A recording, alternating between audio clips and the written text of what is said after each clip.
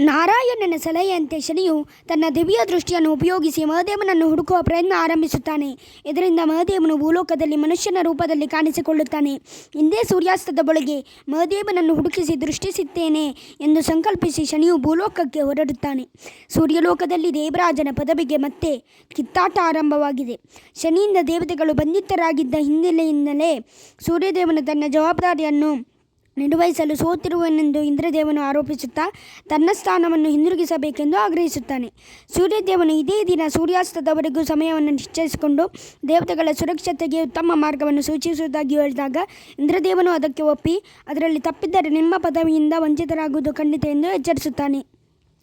ಮಹದೇವನನ್ನು ಹುಡುಕುತ್ತಾ ಶನಿಯು ಭೂಲೋಕ ಪ್ರವೇಶಿಸಿದ್ದಾನೆ. ಶನಿ ಮಹದೇವರ ಕಣ್ಣು ಮುಚ್ಚಾಲೆ ಆಟ ಪ್ರಾರಂಭವಾಗಿದೆ. ವಿಷ್ಣುದೇವನು ಮಹದೇವನ ಈ ರೂಪವನ್ನು ಕಂಡು ಪುಳಕಿತನಾಗಿದ್ದಾನೆ. ಮೊದಲ ಬಾರಿಗೆ ಮಹದೇವನು ಮನುಷ್ಯ ರೂಪ ಧರಿಸಿ ಭೂಲೋಕಕ್ಕೆ ಬಂದಿದ್ದಾನೆ. ತಾನು ಯಾವ ಕಾರಣಕ್ಕೂ ಶನಿಗೆ ಸಿಗುವುದಿಲ್ಲ ಎಂಬ ವಿಶ್ವಾಸ ಮಹದೇವನಿಗೆ. ತಾನು ಹುಡುಕಿಯೇ ತೀರುತ್ತೇನೆ ಎಂಬ ವಿಶ್ವಾಸ ಶನಿಗೆ. ಮಹದೇವ ಜನಗಳ ಮಧ್ಯೆ ನುಸುಳುತ್ತಾ ಮುಂದೆ ಸಾಗುತ್ತಿದ್ದರೂ ಶನಿಯು ಅದೇ ಸ್ಥಳದಲ್ಲಿ ಮಹದೇವನನ್ನು ಕಾಣಲು ಪ್ರಯತ್ನಿಸುತ್ತಾ ಮುಂದುವರಿಯುತ್ತಿದ್ದಾನೆ.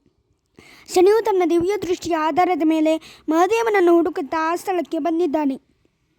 ಮನುಷ್ಯರ ವ್ಯಾಪಾರದ ರೀತಿ ನೀತಿಗಳನ್ನು ಅರಿಯದ ಮಹದೇವ ಅವರಿಂದ ತೊಂದರೆಗೆ ಸಿಲುಕುತ್ತಾನೆ. ನಾನಾ ತರಹದ ಉಪಾಯಗಳಿಂದ ಶನಿಯಿಂದ ತಪ್ಪಿಸಿಕೊಂಡು ಕಾಡಿನ ದಾರಿಯನ್ನು ಹಿಡಿಯುತ್ತಾನೆ.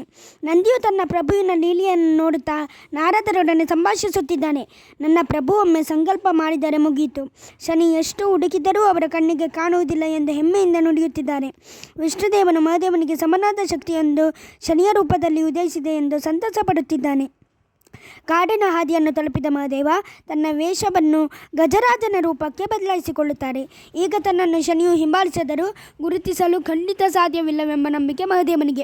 ಗಜರಾಜನ ರೂಪದಲ್ಲಿದ್ದ ಮಹದೇವನಿಗೆ ಹೊಟ್ಟೆ ಹಸಿದ ಕಾರಣ ಕಾಡಿನಲ್ಲಿ ಸಿಕ್ಕಿದ್ದನ್ನು ತಿನ್ನುತ್ತಾ ಮುನ್ನುಗ್ಗುತ್ತಿದ್ದಾಗ ಮತ್ತೊಂದು ಸಂಕಷ್ಟ ಎದುರಾಗುತ್ತದೆ. ಬೇಟೆಗಾರನೊಬ್ಬ ಎದುರಿಗೆ ಬಂದು ಆನೆಯನ್ನು ಬೇಟೆಯಾಡಲು ಬಾಣವನ್ನು ಹೂಡುತ್ತಾನೆ. ಶನಿಯು ಮಹದೇವನನ್ನು ಆನೆಯ ಬಳಿ ಬಂದರೂ ಅದನ್ನು ಗುರುತಿಸದಾಗುತ್ತಾನೆ. ಆದರೆ ಶನಿಯು ಬೇಟೆಗಾರನನ್ನು ತಡೆಯುವ ಪ್ರಯತ್ನ ಮಾಡುತ್ತಾನೆ. ಆ ಬೇಟೆಗಾರನು ಮೊದಲು ವಿರೋಧಿಸಿದರೂ ನಂತರ ಶನಿಯ ಆರ್ಭಟಕ್ಕೆ ಹೆದರಿ ಹಿಂದಿರುಗುತ್ತಾನೆ. ಅದೇ ಕ್ಷಣದಲ್ಲಿ ಗಜರಾಜನು ಮಾಯವಾದದ್ದನ್ನು ಕಂಡ ಶನಿಗೆ ಅನುಮಾನ ಮೂಡುತ್ತಾ ತನ್ನ ಹುಡುಕಾಟವನ್ನು ಮುಂದುವರಿಸುತ್ತಾನೆ. ಮುಂದೆ ಸಾಗುತ್ತಾ ಶನಿಯು ದೇವಾಲಯವೊಂದನ್ನು ಸಮೀಪಿಸುತ್ತಾನೆ. ಒಳಗೆ ಹೋದಾಗ ಶಿವಲಿಂಗ ಪೂಜೆ ನಡೆಯುತ್ತಿರುತ್ತದೆ. ಶಿವಲಿಂಗಕ್ಕೆ ನಮಸ್ಕರಿಸಿ ಪ್ರಸಾದವನ್ನು ಸ್ವೀಕರಿಸುತ್ತಾನೆ. ಮಹದೇವನ ನಿಜರೂಪದ ದರ್ಶನಕ್ಕೆ ಕಾದಿದ್ದ ಶನಿಗೆ ಶಿವಲಿಂಗದ ರೂಪದಲ್ಲಿ ದರ್ಶನ ಕೊಡುತ್ತಾನೆ.